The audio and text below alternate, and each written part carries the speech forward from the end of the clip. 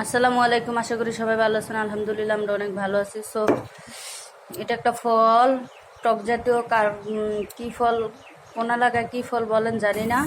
So আমরা বলি এটাকে দেউয়া ফল। আর একটু খেয়ে দেখছিলাম, এটা একটু টকও লাগে না, মিষ্টিও না, কেমন কেমন যাই হোক। এখন এটাকে একটু মাখাইয়া তারপরে খাবো, দেখি তারপরে কেমন লাগে।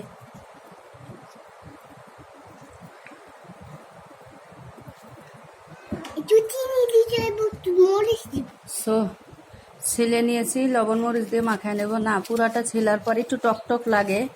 আগে ছোটবেলা অনেক খাইতাম, আমার নানু বাড়ি গাছ ছিল, তো আমার নানু বাড়ির গাছেরগুলো মিষ্টি টক ছিল, ভালো লাগতো। তো এখন এই ফলটা আসলে সচরাচর পাওয়া যায় না, আর কোথাও দেখিও না, খুব কম দেখা যায়। তো আমাকে আমাদের বাড়িয়াল নিয়ে ফলটা দিল,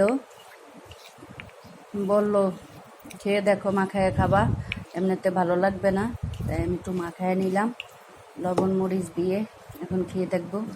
বিচিগুলো দেখেন, সব বিচি। এখন ঠিক আছে, একটু ভালো লাগতেছে।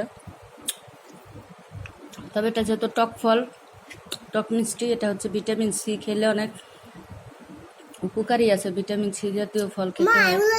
আর দেখেন এগুলো হচ্ছে সব সমস্যা, আর একটু ভর্তা। তো আমার ভিডিওটা ভালো লাগলে আমার চ্যানেলটা সাবস্ক্রাইব করে দিবেন, লাইক দিয়ে কমেন্টে জানাবেন। আল্লাহ হাফেজ।